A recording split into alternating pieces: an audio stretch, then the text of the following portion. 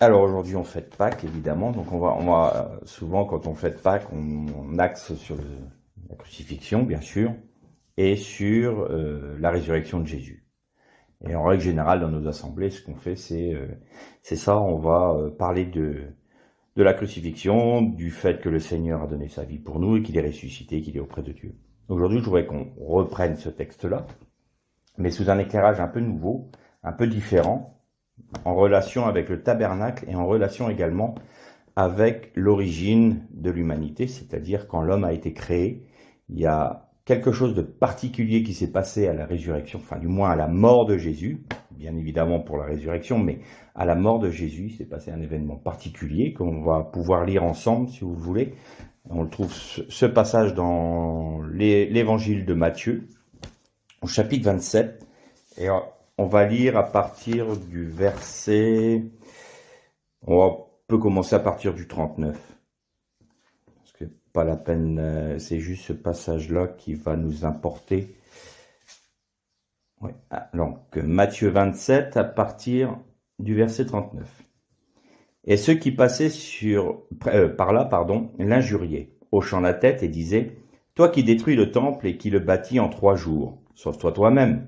Si tu es fils de Dieu, descends de la croix. » Et pareillement aussi les principaux sacrificateurs, avec les scribes et les anciens, se moquaient, disaient, « Il a sauvé les autres, il ne peut se sauver lui-même. S'il est le roi d'Israël, qu'il descende maintenant de la croix, et nous croirons en lui. Il s'est confié en Dieu, qu'il le délivre maintenant. S'il tient à lui, car il a dit, « Je suis fils de Dieu. » Et les brigands aussi, qui avaient été crucifiés avec lui, l'insultaient de la même manière. Mais depuis la 6e heure, il y eut des ténèbres sur tout le pays, et la traduction exacte d'hébraïque, c'est sur toute la terre. On peut dire sur tout le pays, mais c'est sur toute la terre. Vous imaginez quand même que là, à ce moment-là, la terre entière a été plongée dans les ténèbres. Donc je pense que les habitants de la terre ont dû se poser beaucoup de questions, se demander ce qui arrivait, et notamment à Jérusalem. Donc il y eut des ténèbres à partir de la 6e heure jusqu'à la 9e heure.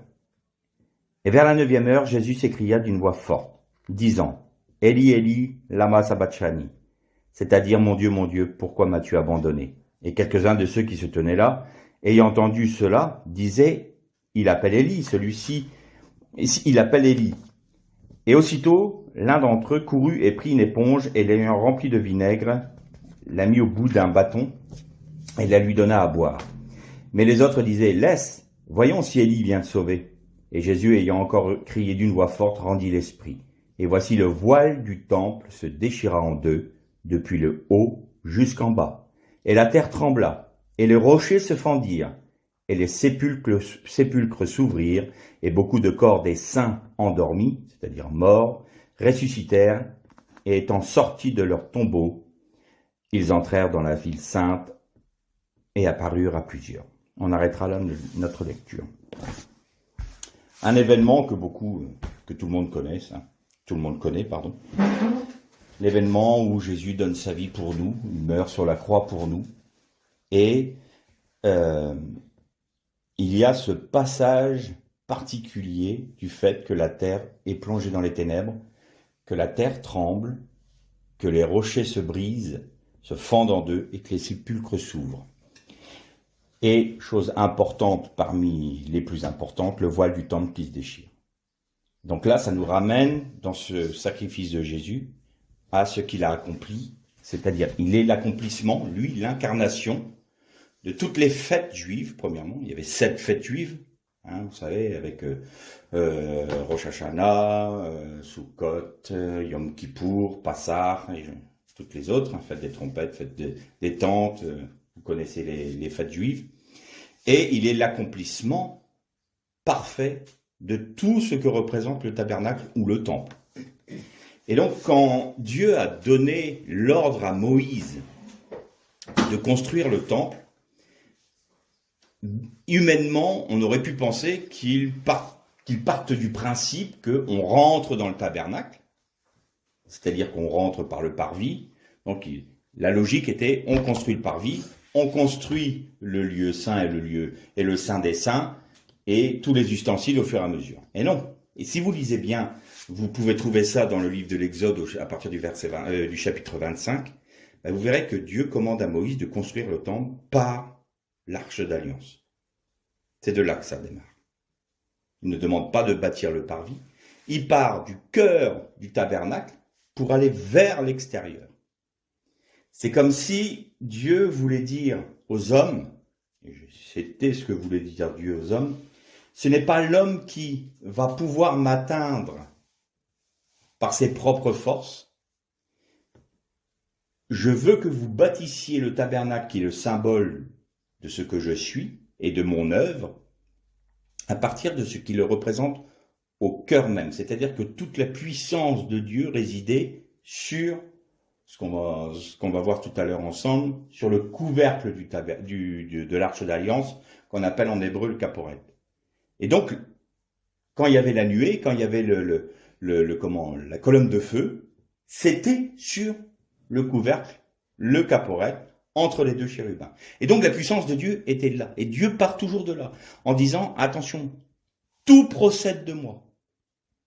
Toute l'œuvre auquel vous allez être confrontés en entrant dans le tabernacle, vient de moi, procède de moi, et c'est moi qui, en me révélant, peut vous donner la possibilité de m'atteindre. Et ça, c'est une chose extrêmement importante. Parce qu'autrement, il faut savoir que dans la Torah, dans la Bible, il n'y a pas un mot. Plus je l'étudie, plus je constate qu'il n'y a pas un mot, une virgule, une lettre qui est mise par hasard. C'est très surprenant. On en a parlé l'autre jour, quelque chose qui nous a stupéfiés, c'est ce fameux linge qui a été mis sur le visage de Jésus quand il a été mis au tombeau. Et c'est le seul linge qu'on a vu plié et rangé de côté. Et je vous avais expliqué que dans la tradition juive de l'époque, le maître, quand il mangeait, s'il retirait sa serviette, ça voulait dire qu'il quittait la table définitivement et que le serviteur pouvait débarrasser la table. Et que si jamais il mettait sa serviette pliée à côté de son assiette ou de son plat, cela voulait dire « je reviens bientôt, ne débarrassez pas ». Eh bien, c'est ce que ça expliquait. Jésus nous disait, en quelque sorte, « je reviens bientôt ». Le linge était plié. Donc, vous voyez, il n'y a pas de petits détails dans la Torah, ni dans la Bible. Il n'y a pas un iota qui est mis de côté, j'ai envie de dire, si je peux m'exprimer ainsi. Et donc, Dieu a demandé à créer d'abord l'arche d'alliance. L'arche d'alliance, en hébreu, ça se dit Aaron. Aaron, ça va pouvoir vous surprendre, c'est cercueil en fait. Ça peut exprimer une armoire, un coffre, mais quand Joseph est mort en Égypte, il est dit, ils le mirent dans un cercueil et l'ensevelirent, ils le mirent dans un Aaron, c'est le même terme. C'est un cercueil. Et d'ailleurs, c'était un coffre qui était rectangulaire, et il était posé à même le sol, comme dans une sépulture en fait. Donc l'arche d'alliance était vraiment là, comme renfermant la réalité de la vie, et ça serait un autre débat, mais une autre méditation où vous avez la verge d'Aaron qui a refleuri, donc d'un bâton mort, la vie est revenue, vous aviez la manne, le pain descendu des cieux, et vous aviez les dix commandements, les 2 tables de la loi. Et donc, cet aspect cercueil nous représente bien ce que Christ accomplit en termes d'œuvre, l'accomplissement, l'achèvement de son œuvre à la croix.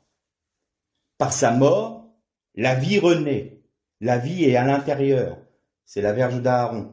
Mais je vous précise bien, c'est la verge d'Aaron, c'est-à-dire du premier, non, pas vraiment le premier, on va voir plus tard. C'est pas vraiment le premier. Souverain sacrificateur.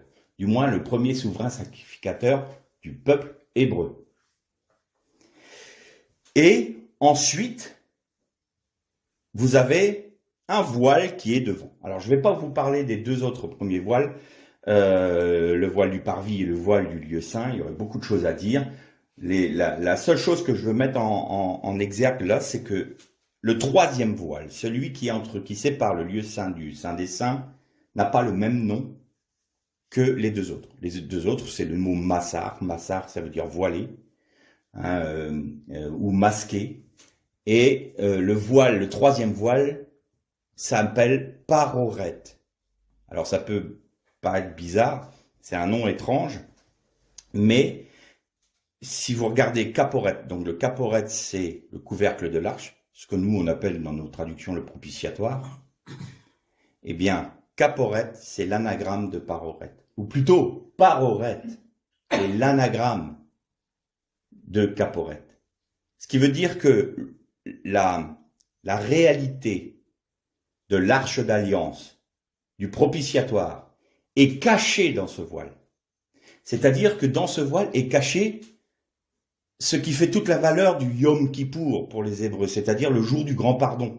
Et d'ailleurs, caporet veut dire, ça vient du mot kaper, qui veut dire couvrir ou enduire. Et ça nous rappelle que quand Adam et Ève ont péché, Dieu prit la vie de 2 animaux et il couvrit Adam et Ève de leur peau. Dieu va couvrir par le sang versé nos péchés. Et donc ça, c'est devenu, dans l'hébreu aujourd'hui, alors moins aujourd'hui, c'est terrible à dire, mais dans l'hébreu on utilise le mot kapara comme de l'argot. C'est étrange, mais dans l'hébreu biblique, ça veut dire l'expiation. C'était le jour de l'expiation, le jour du Yom Kippour. Je vous rappelle pas ce que c'est Yom Kippour, le grand sacrificateur qui faisait une seule fois par an, faire l'aspersion du sang des boucs sur le propitiatoire, et notez une chose, c'est toujours quelque chose qui m'a surpris, et devant l'arche, sur le sol, il y avait l'aspersion du sang sur le propitiatoire, donc sur le caporet, et vous aviez de l'aspersion du sang devant, sur le sol. Vous verrez qu'il y a une grande signification à ça tout à l'heure. Donc, le caporet est caché dans le paroret, ou par le paroret, c'est-à-dire que le voile masque la réalité, donc à tous les Hébreux qui rentraient dans le temple. Ils pouvaient très bien aller dans le parvis, ils pouvaient même accéder au lieu saint en passant par l'autel des sacrifices et en se purifiant dans la cuve d'eau, et ils pouvaient rentrer pour être au contact de la menorah, c'est-à-dire le chandelier à 7 branches, qui est aussi une représentation des 7 esprits de Dieu, les pains sans levain, les pains de proposition, et l'autel des parfums. Mais personne ne pouvait aller plus loin. Celui qui essayait de rentrer dans le Saint des Saints mourait instantanément. Et dans la tradition juive, il nous est dit que, notamment, le souverain sacrificateur, quand il allait faire le jour du Yom Kippour l'aspersion du sang, on lui attachait une corde, soit à la taille, soit à la cheville, parce que si Dieu n'agréait pas le sacrifice, il mourrait.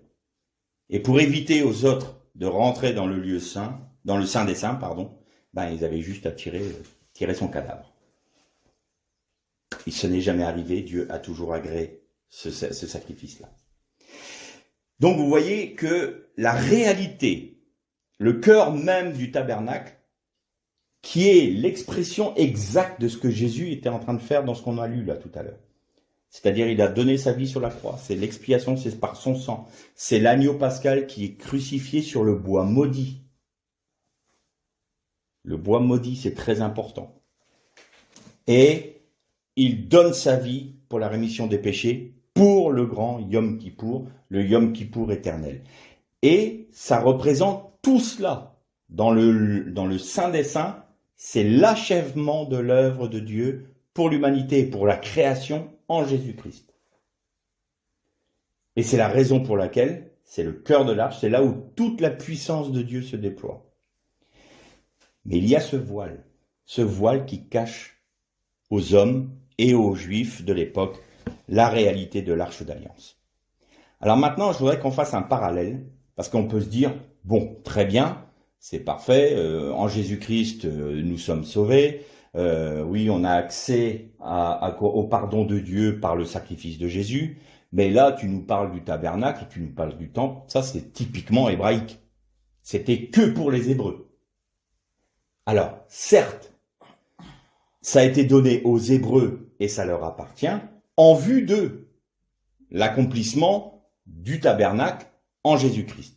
Ce qui est très surprenant, c'est que les rabbins eux-mêmes disent, vous savez, quand vous étudiez vraiment profondément le tabernacle, eh bien, il est anthropomorphique.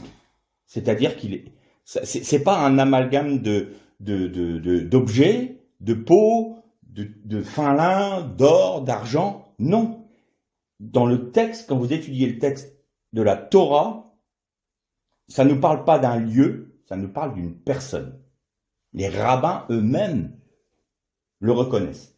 Et là où c'est surprenant, c'est qu'ils sont capables de reconnaître ce grand mystère qu'il y a dans la Torah à travers l'œuvre du tabernacle, et de ne pas avoir compris qu'en Jésus-Christ, notamment avec le chapitre 53 d'Ésaïe, et cette personne qu'ils entrevoient dans le tabernacle, ben c'est Jésus qui a accompli l'œuvre du tabernacle et toute leur fête.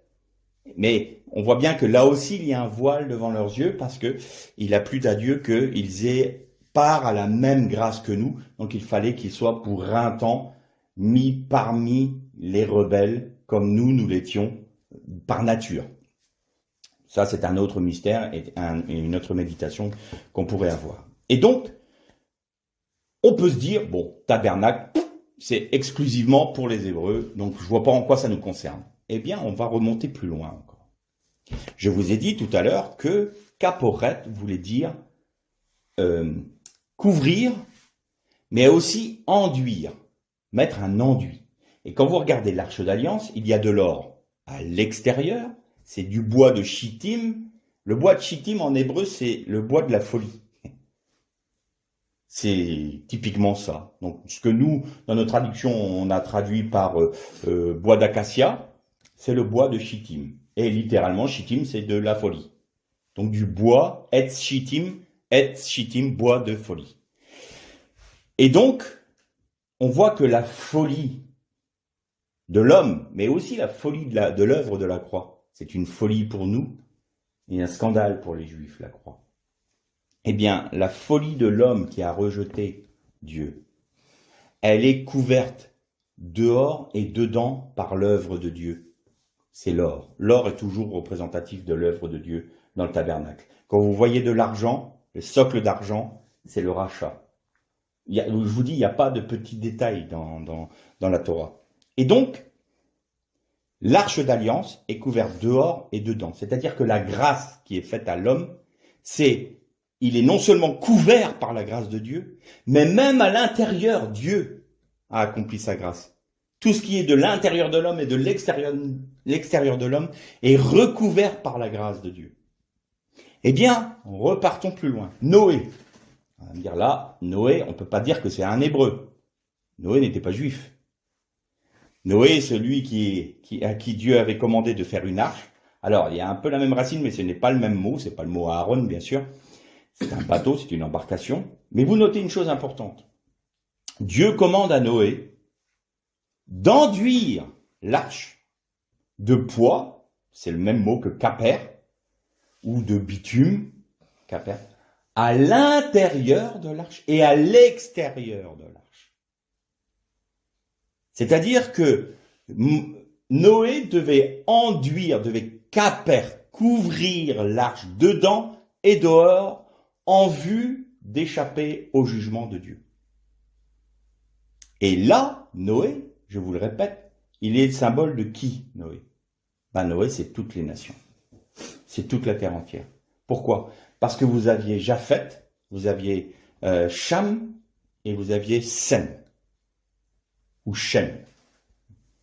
Et là, Japheth est le descendant, entre guillemets, de tout ce qui est le pays occidental, et un peu asiatique. Cham, c'est tout ce qui est Afrique et nord-africain. Et Sem, c'est tout ce qui est sémitique, tout ce qui est arabe et hébreu, bien sûr. Voilà. Vous aviez toute l'humanité qui était réunie en Noé. Et donc, la première alliance, elle n'a pas été faite aux Hébreux. Elle a été faite à Noé. Et d'ailleurs, il y a 7 lois, 7 lois, ce qu'on appelle les 7 lois noachiques. Les 7 lois de noachiques, notamment, c'était « Tu ne te feras pas un autre Dieu, l'image de Dieu. Tu n'adoreras pas les idoles. Tu n'auras pas de relations impures, c'est-à-dire l'immoralité sexuelle, tu ne consommeras pas le sang de l'animal, ni un animal étouffé, ainsi de suite. Et vous notez que ces 7 lois, il a été rajouté 3 autres lois pour les Hébreux. Et quand on parlait il n'y a pas longtemps de livre des Actes des Apôtres où les frères de l'époque, tous juifs, les disciples étaient juifs, les premiers apôtres étaient des juifs, et pendant 20 ans, l'église telle que nous on la nomme était une église juive, avec l'enseignement du Christ, mais c'était un prolongement du judaïsme qui était accompli en Christ, et ils ne voyaient pas ils n'avaient pas encore compris que Dieu voulait répandre ça sur toute la terre, à toutes les nations. Donc pour eux, c'était du judaïsme, mais judaïsme accompli en la personne de Jésus. Et donc, il arrive un moment où les païens ont bien été obligés de rentrer dans l'église, puisque Pierre a été chez Corneille. Et je vais vous noter juste une chose importante là. Quand vous voyez dans la Bible, dans le livre des Actes par exemple, et ils allèrent chez Corneille, qui était un craignant Dieu. Bon, on se dit, c'est quelqu'un qui aimait Dieu, qui croyait en Dieu. Non. Un craignant Dieu, c'était un statut particulier. C'est-à-dire que chez les Juifs, un craignant Dieu, c'était quelqu'un qui venait des autres nations et qui se convertissait au judaïsme. Mais comme il y avait beaucoup de personnes masculines qui n'avaient pas du tout envie de subir la circoncision à leur âge, les Juifs ont eu un problème parce qu'ils ont constaté qu'il y avait beaucoup de femmes des nations qui voulaient bien se convertir au judaïsme, mais que les hommes étaient très réticents à cause de cette particularité spécifique. C'est sûr qu'on n'a pas toujours envie, à notre âge, en étant plus vieux, de se faire circoncire. Donc du coup, il y en avait beaucoup qui disaient « Nous, on aime Dieu, mais là, c'est trop nous demander ». Et donc du coup, les sages d'Israël ont dit « On ne peut pas demander à un païen, c'est-à-dire un goyim, un membre des nations, de venir dans le judaïsme en leur imposant les mêmes règles qui nous sont commandées à nous, c'est-à-dire la circoncision et toutes les fêtes juives, Il faut juste qu'ils respectent la loi noachique, c'est-à-dire les 7 premiers commandements que Dieu a donnés à Noé, donc à toute l'humanité. À partir du moment où ils respectent la loi noachique, alors ils ont part avec nous au jour prochain, c'est-à-dire pour les Juifs, c'est l'espérance d'un jour nouveau où tout va être restauré, ramené à l'état originel. Et vous allez voir que dans la suite de notre méditation, c'est important, tout va être ramené à l'origine, au statut, en l'état initial des choses. Et ça, c'était les craignants Dieu. Et donc, Corneille était un craignant Dieu, lui et toute sa maison. Donc il connaissait le judaïsme, il est baigné dedans, parce qu'il en faisait, entre guillemets, partie, mais comme membre païen. Et puis, les païens ont dû être, là aussi dans l'église de Jésus-Christ, introduits. Et donc, on a retrouvé le même débat. Les Juifs qui disaient, mais ceux qui veulent se convertir à Jésus-Christ doivent être circoncis, doivent être judaïsants. Et les frères ont dit, non, parce que nous, quand j'ai été chez Corneille, a dit Pierre, quand j'ai été chez Corneille, le Saint-Esprit est descendu sur eux, comme sur nous, avant même qu'ils soient baptisés. Donc, comment pouvons-nous refuser le baptême ou de reconnaître comme frères des personnes que Dieu lui-même a agréées par l'envoi de son Saint-Esprit sur eux. Et donc, c'est là où a été décidé que les païens qui se convertissaient à Jésus-Christ, devaient respecter la loi noachique. Donc là, vous voyez, la loi noachique, c'était pour toute l'humanité. Il y a une spécificité pour les Hébreux, parce que c'était le peuple choisi de Dieu, pour être témoin dans les nations, et donc il a eu 10 commandements, plus les fêtes juives. Et là, je ne vous parle même pas de la Torah orale et des commentaires, le Midrash. Tout ça, ça a été donné aux Hébreux pour pouvoir être témoins au milieu des nations de ce qu'était Dieu. Donc on revient là, entre le tabernacle, il y a un lien particulier avec Noé. Noé, Noach en hébreu, ça veut dire repos. Le repos en Dieu, dans l'arche, par la grâce, vous voyez, par la grâce. Et vous allez voir pourquoi par la grâce. Parce qu'il a enduit, il a fait le Yom Kippour, entre guillemets, sur l'arche, pour sauver sa famille et les animaux qui étaient là. Mais si vous prenez Noé dans l'autre sens, si vous lisez dans l'autre sens le mot Noé, vous avez le mot ren en hébreu qui veut dire grâce. Vous avez le repos et la grâce de Dieu. Tout cela était en Noé. Donc la grâce de Dieu est pour toute l'humanité et le repos de Dieu est prévu pour toute l'humanité. Et vous allez voir que le repos est important aussi. Donc, on revient, le paroret, le voile du temple, masquer, cacher la réalité de l'arche d'alliance et du caporet, c'est-à-dire le sacrifice de Jésus. Et nous allons noter que ces trois voiles étaient faits de la même matière, c'est-à-dire de fin lin pur, retors. Alors retors, il est entrelacé de manière à être plus solide. Et il devait être travaillé artistiquement. Pourquoi artistiquement? Parce que ça devait être un chef-d'œuvre. Et le fin lin pur en hébreu se dit hashishi. C'est le terme hébraïque. Et hashishi a pour racine shesh qui veut dire 6 ou 6e. Alors on va faire un bond un peu plus grand encore dans le passé et on va revenir au 6e jour de la création. Il est assez frappant de noter que dans la Torah, quand il est dit « ce fut le premier jour », et l'Éternel vit que cela était bon, ce fut le premier jour. Il simplement dit « Echad ». Echad, c'est premier jour, point. Vous avez le 2e jour, le 3e jour, 4e. Mais au 6e jour, c'est le seul jour où il est écrit comme ça. Littéralement, on devrait le traduire « ce fut le jour 6, le 6e ».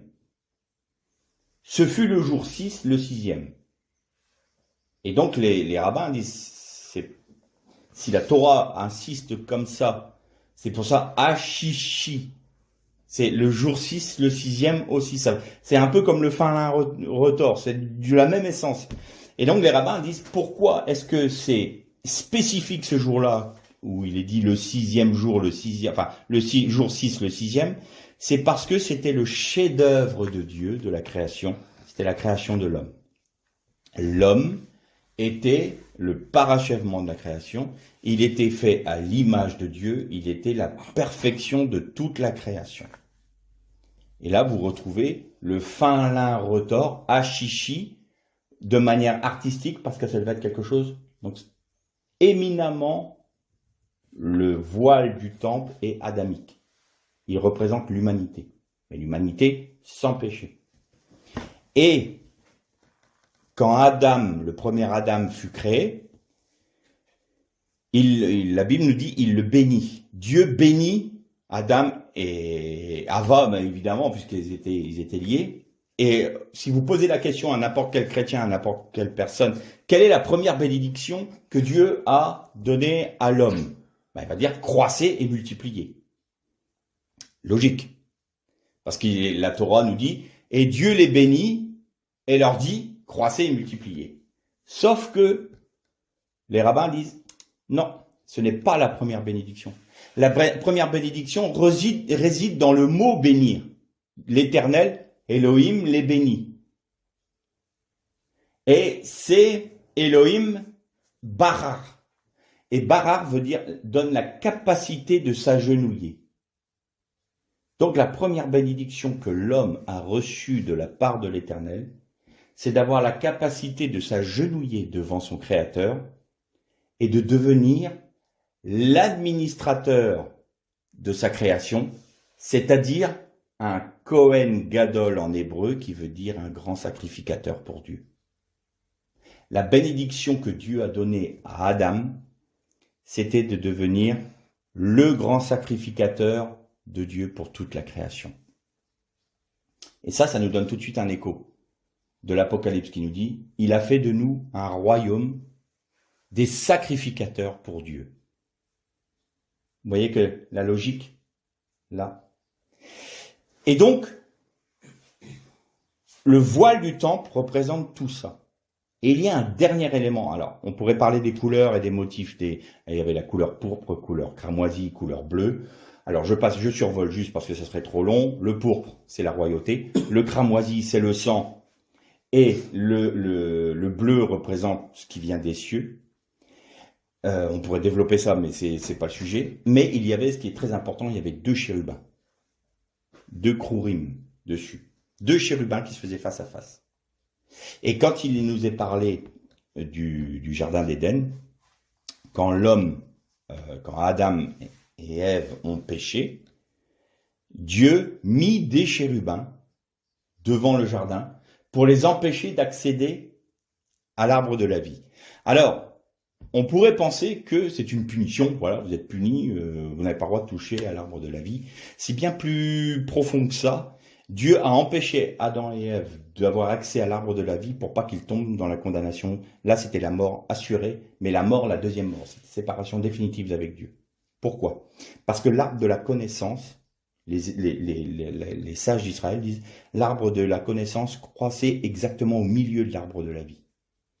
Et il fallait que la pensée de Dieu, c'était qu'Adam et Ève se nourrissent de l'arbre de la vie pour avoir la capacité de se nourrir ensuite de la connaissance, parce que c'était une connaissance qui était selon le cœur de Dieu.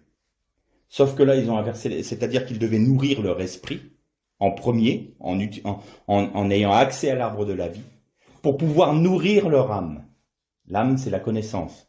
C'est les émotions, le siège des émotions, de l'intellect et des sentiments. Mais il ne fallait surtout pas qu'ils nourrissent leur âme en premier au détriment de leur esprit. Donc l'objectif de Dieu, c'était qu'ils se nourrissent de l'arbre de la vie, c'est-à-dire de leur esprit. Ensuite, ils avaient la capacité, par cet esprit, de nourrir leur âme, et l'esprit aurait pris autorité sur l'âme pour donner les sentiments de Dieu à leur âme et retranscrit par le corps à leur environnement. Mais là, il y a eu une inversion qui s'est produite, c'est-à-dire que par le serpent ancien, Ève a été séduite et n'a pas pris de l'arbre de la vie, a été directement chercher le fruit de l'arbre de la connaissance, ce qui a fait que elle a nourri son âme, donc son intelligence, leurs yeux s'ouvrirent, mais en nourrissant son âme, elle a fait en sorte que l'âme prenne le pas sur l'esprit. Et aujourd'hui, vous notez que l'homme vit dans son âme, c'est-à-dire on va vivre de nos émotions, de nos sentiments, tout nourrit ça. Notre intellect, il faut avoir de la connaissance, ou alors il faut beaucoup d'émotions. Ah, moi j'aime quand ça fait de l'adrénaline. Voilà. Toutes les publicités que l'on connaît aujourd'hui, toutes les musiques que l'on connaît aujourd'hui, toutes les connaissances. Vous voyez que la connaissance nourrit une seule et même entité chez l'homme, c'est son âme. Et donc l'âme irrégénérée étouffe l'esprit et on n'a plus cet accès à Dieu. Donc le déséquilibre est né à ce moment-là. Et donc, Dieu, pour éviter que le jugement ne tombe sur Adam et Ève, et pour que l'huile d'onction sainte ne coule pas sur la chair, parce que du coup la chair est arrivée avec le péché, ce qui a nourri l'âme, il y a aussi une entité qui est rentrée en nous, c'est cette propension à pécher, cette rébellion contre Dieu que nous avons eue avec Satan. Ce qu'on appelle notre nature charnelle. Et donc, la Bible nous dit bien que l'huile d'onction sainte ne devait pas couler sur la chair. Et c'est le jugement assuré.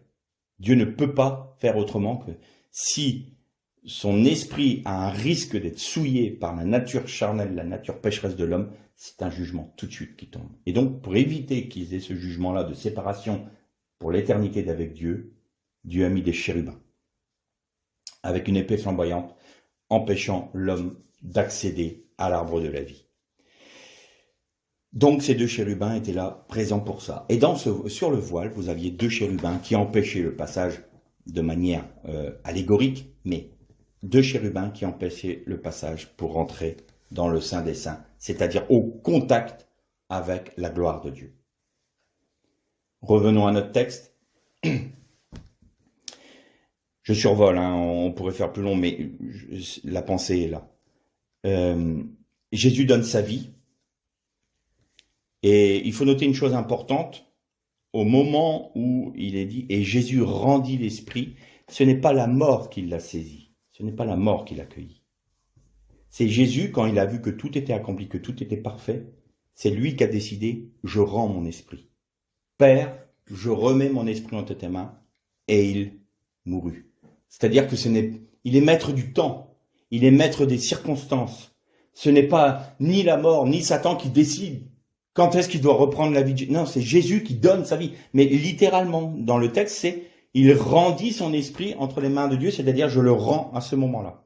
Et vous notez une chose, au moment où il y a tout cet accomplissement de ce que représente l'arche d'alliance, le tabernacle, les fêtes juives, il y a des ténèbres. Des ténèbres sur toute la terre. Ténèbres, c'est pire que l'obscurité. C'est les ténèbres, nous on a tendance à faire un synonyme, mais ténèbres, c'est la nuit la plus sombre des sombres. C'est-à-dire que c'est vraiment, on voit rien du tout. Les ténèbres. Et c'est aussi lié avec le mal. Eh bien, ce moment-là nous rappelle une chose importante. Au moment où Jésus est en train de mourir sur la croix, Dieu, en quelque sorte, réinitialise la création.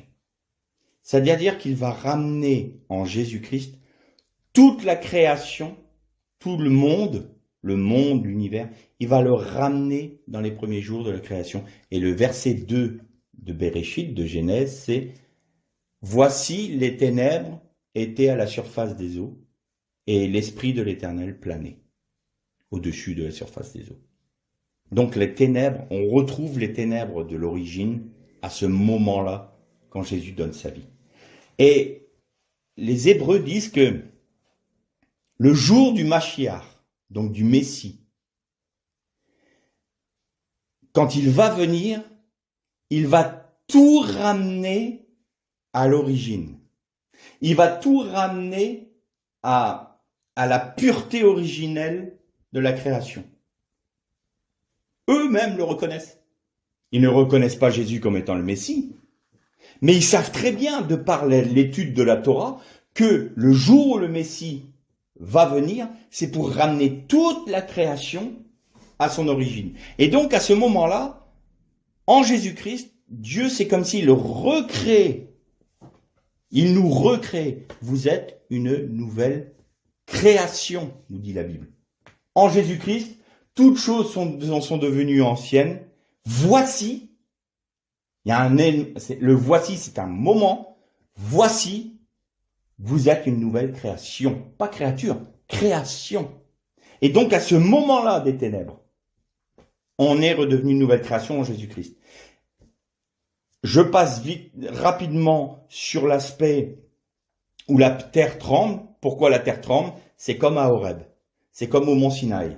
Quand Dieu se révèle, les Hébreux ont eu peur parce que la montagne fumée, elle tremblait, il y avait des grondements. C'est quand Dieu se révèle, il y a la puissance de Dieu qui est là. Et donc, à ce moment-là, il y avait toute la puissance de Dieu se déverser sur la création au moment de la mort de Jésus. Donc, la terre a tremblé parce que Dieu marquait de son sceau l'œuvre accomplie, l'achèvement de son œuvre en Jésus-Christ.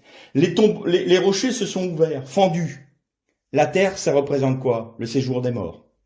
Donc, le séjour des morts n'a plus aucun droit sur ceux qui croient en Jésus. Il s'ouvre, il se fend, et les tombeaux s'ouvrent, et ils rendent à la vie ceux qui sont morts en étant saints, c'est-à-dire en étant fidèles à Dieu. La mort ne peut plus emprisonner ceux qui se confient en Dieu par le sacrifice de Jésus. Voilà ce que ça veut dire. Et donc, en Jésus-Christ, nous avons à nouveau la bénédiction de Dieu qui nous est proposée, la capacité de nous agenouiller devant la croix de Jésus, de reconnaître la gloire de Dieu dans l'œuvre de Jésus à la croix, et il a fait de nous un royaume des sacrificateurs. Et vous notez que c'est à ce moment-là que le voile se déchire. C'est-à-dire qu'au moment où Jésus est mort, pour celui qui se confie en Dieu, en Jésus-Christ, par son sacrifice, les deux chérubins se sont écartés. Les deux chérubins se sont écartés. Ceux qui se faisaient face ont été écartés, ouverts, laissant libre accès à celui qui mettait sa confiance dans le sacrifice de Jésus par la foi à l'arbre de la vie. Parce que là aussi, nous revenons à l'arbre de la vie, c'est Christ. Et d'ailleurs, celui qui retranchera de la parole ou qui rajoutera à la parole, nous dit Apocalypse 22, il lui sera retranché ou rajouté à sa part de l'arbre de la vie. Vous voyez bien, l'arbre de la vie est dans le premier chapitre de la Bible et il est dans le dernier chapitre de la Bible. C'est l'alpha et l'oméga, c'est Jésus-Christ. Et donc nous avons accès au Père, à la plénitude de la révélation de Dieu, parce que les chérubins maintenant, en Jésus-Christ, n'ont plus à nous bloquer le passage à la vie. Nous pouvons manger de l'arbre de la vie, bien qu'ayant été nourris de l'arbre de la connaissance, parce qu'en Jésus-Christ tout est accompli, et que par la foi et par la vie du Christ en nous, nous pouvons satisfaire le cœur de Dieu, comme à l'origine, parce que nous sommes ramenés à l'origine. Alors, un dernier point, et pour terminer, le sang sur le caporet et le sang sur devant l'arche. Le sang sur le caporet, ça nous paraît évident.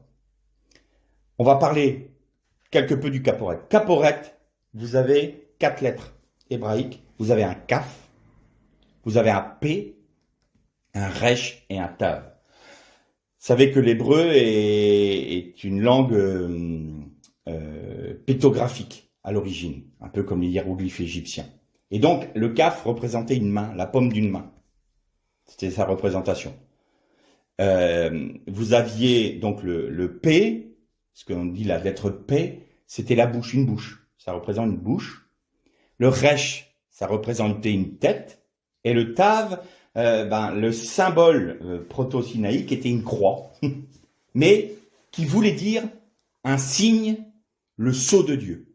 Alors certains rabbins disent que quand Dieu a mis une marque sur Caïn, c'était un Tav, pour dire vous n'avez pas le droit de le tuer, parce que je l'ai marqué de mon sceau. La Bible ne nous le dit pas, mais certains sages juifs d'Israël le disent. Donc, si vous prenez le mot caporet, vous avez un kaf, un p, un resh et un tav. Eh bien, le caporet couvre les péchés. C'est le Yom Kippour. Eh bien, tout ce que ma main a fait, tout ce que ma bouche a dit, tout ce que ma tête a pensé et imaginé, qui n'était pas selon le cœur de Dieu, qui était contre Dieu, qui était péché, est couvert par le mot caporet. Et Dieu y a mis son sceau, le tav. Voilà ce que représente le caporet. Et donc on comprend que le sang d'aspersion soit sur le caporet, parce que la croix qui est le tav, il fallait que ça soit un rachat par le sang des boucs était mis sur le couvercle, c'est-à-dire le sang de Jésus. Mais il restait un dernier point. Et quand je disais ce texte, je disais, Seigneur, je comprends, d'accord, je peux comprendre le sang sur le caporet, mais je ne comprends pas pourquoi il y a du sang sur le sol. Et là, le Seigneur m'a révélé des choses merveilleuses. Jésus avait une couronne d'épines sur la tête. Et Jésus était sur un bois maudit. C'est pour ça que les Juifs n'arrivent pas à reconnaître Jésus. Ils n'ont aucun problème de reconnaître un Messie souffrant, comme Ésaïe 53. Ils n'ont aucun problème à savoir qu'un Messie peut mourir et ressusciter. C'est pas ça qui leur pose problème. Ce qui leur pose problème, c'est qu'il a été cloué sur une croix. C'est qu'il a été pendu au bois maudit. Et vous prenez dans Deutéronome, il est dit, c'est le même mot que d'ailleurs, ça va être intéressant à savoir ça, c'est le même mot, etz, c'est le même mot que pour arbre de la vie. L'arbre de la vie, littéralement, on pourrait le traduire, le bois maudit d'où découle la vie. Littéralement en hébreu. Eh bien là, un juif, de par Deutéronome, tu ne laisseras pas pendu le condamné au bois pendant le Shabbat, parce que c'est une malédiction pour le pays, et une malédiction aux yeux des hommes. C'est-à-dire qu'ils n'ont pas compris que Jésus devait être fait malédiction. Il a été fait malédiction pour nous, pour porter nos malédictions. Mais son sang, il a coulé, certes, sur la croix, donc notre malédiction a été couverte par le sang de Jésus, mais le sang a coulé sur le sol, au pied de la croix, tout comme le sang a été aspergé au pied de l'arche. Pourquoi? Parce que Jésus portait une couronne d'épines. Et la couronne d'épines représente quoi? Quelle était la malédiction sur la création quand Adam et Ève ont péché? Tu cultiveras la terre à la sueur de ton front pour en retirer ta nourriture, car maintenant la terre est maudite à cause de toi, et elle produira des ronces et des épines. Et donc il fallait que le sang de Jésus puisse couler sur le sol, il y ait l'aspersion devant l'arche pour racheter non pas que l'humanité, toute la création. Et c'est pour ça qu'il y avait des ténèbres à ce moment-là. Nous sommes revenus entre la 6e et la 9e mort de la crucifixion de Jésus, où il y avait les ténèbres sur la terre. Nous sommes revenus au tohu vavohu, c'est-à-dire au tohu bohu initial, et par son sang, tout a été réinitialisé, tout a été racheté, tout a été recréé en Jésus-Christ pour devenir une nouvelle création. Mais la terre aussi a été rachetée. C'est pour ça qu'il y aura une nouvelle terre et un nouveau cieux. Alors aujourd'hui, notre grande question, c'est de se dire, mais je ne comprends pas, si c'est arrivé il y a 2000 ans, pourquoi est-ce que tout n'est pas nouveau? Parce que cette création-là, elle a été touchée, elle a été souillée, et donc elle va devoir s'effacer pour laisser place à la nouvelle, concrètement à la nouvelle création. Dans les cieux, tout est accompli. Sur le plan divin, tout est accompli. Mais là où nous avons une difficulté, nous les hommes, c'est que nous sommes soumis au temps. Chose que Dieu n'est pas, lui. Il est hors du temps. Le temps est une dimension. Vous savez que vous pouvez contracter ou étendre le temps. C'est pas une science exacte, le temps. C'est pas quelque chose d'immuable. Plus vous allez vite, plus le temps se contracte. Moins vous allez vite, plus le temps se dilate. C'est pour ça que si vous arrivez à voyager tout proche de la vitesse de la lumière, quelqu'un qui reste sur Terre va vieillir plus vite que quelqu'un qui va faire le tour et revenir sur la Terre. Vous prenez deux jumeaux, il y en a un, il va prendre 10 ans, et celui qui est sur la Terre aura pris 10 ans dans la vue, pardonnez-moi l'expression, et celui qui va revenir, c'est comme s'il avait perdu quelques mois.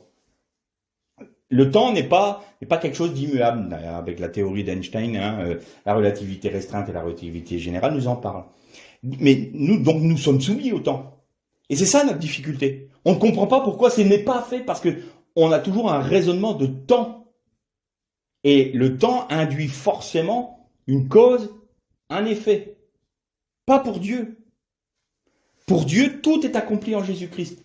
Mais il faut que ça trouve son application sur la terre, pour nous, dans le temps, parce que nous y sommes soumis. Un jour, nous n'y serons plus soumis au temps. Mais dans l'immédiat, nous y sommes. Et c'est la raison pour laquelle dans le Notre Père, et le Seigneur Jésus nous disait, priez ainsi, que ton nom soit sanctifié, on reconnaît Dieu, que ton règne vienne, donc que ton règne vienne, c'est un futur, mais pour Dieu, le règne est déjà là. Et que ta volonté soit faite sur la terre comme elle l'est déjà dans les cieux. C'est ça le texte initial. C'est-à-dire que Jésus dit, attention, vous êtes encore soumis au temps, donc il y a cette notion de cause et effet. Si la prophétie tarde, attends-la. Ben oui, parce qu'il est dans notre dimension.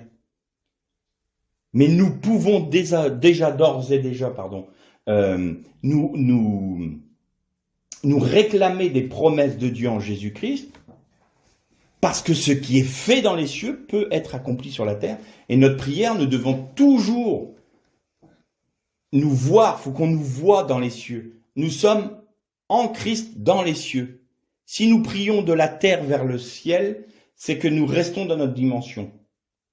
La vie de l'esprit, c'est de sortir de la dimension du temps, de se mettre sur le plan de Dieu en Jésus-Christ pour réclamer sa volonté sur la terre. C'est ça que ça veut dire.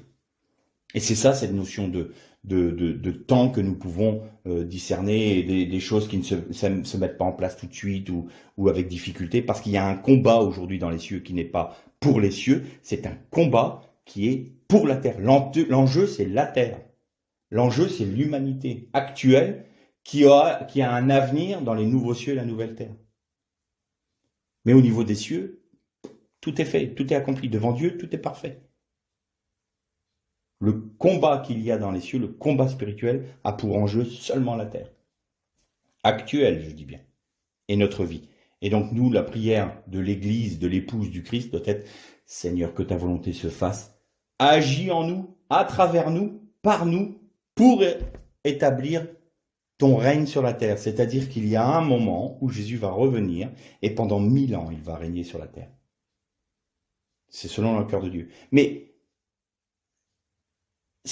la terre et le ciel, c'est comme nous. Notre corps, là, est appelé à être à repartir en poussière. Ou pour ceux qui connaîtront l'enlèvement, il va être transformé en un clin d'œil. Il va devoir revêtir son immortalité. Et on va devoir revêtir notre corps, je dirais notre corps normal, celui qui n'est pas souillé par le péché. Mais comme nous avons été touchés par le péché, la chair ne peut pas toucher l'huile d'onction sainte. Donc, il faut que ça s'efface. Et la terre a trop été touchée par la malédiction. Il faut qu'elle disparaisse. Elle est réservée pour le feu. Et après, il y aura les nouveaux cieux et la nouvelle terre. Et ceux de cette dispensation-là qui auront cru en Jésus-Christ régneront et seront sur les nouveaux cieux et la nouvelle terre. Il y aura ce que le Seigneur a voulu dès l'origine. Donc voilà ce que ça veut dire. Mais voilà ce que Jésus a fait il y a 2000 ans. Et voilà ce que nous célébrons aujourd'hui en ce jour de Pâques. On ne célèbre pas qu'une péripétie de l'histoire qui fait qu'un homme qui a fondé une nouvelle religion, une religion de paix, a donné sa vie sur la croix, on nous dit qu'il est ressuscité. Ah ben oui, dans l'histoire, on en parle. C'est pas une péripétie. Vous imaginez que ce jour-là, toute la création a été recréée en lui, par lui, pour lui. Et c'est l'annonce de Pâques. Pâques, c'est pas que une petite, comment dire, c'est bien plus grand que un simple Jésus sauve, Jésus guérit ou Jésus. C'est plus profond que ça. Il nous change complètement. Il nous recrée. Nous avons été recréés en Jésus-Christ à ce moment-là. Et toute la terre, tous les cieux ont été recréés à ce moment-là en Jésus-Christ. C'est bien plus profond que ce qu'on peut l'imaginer. Voilà, que le Seigneur vous bénisse.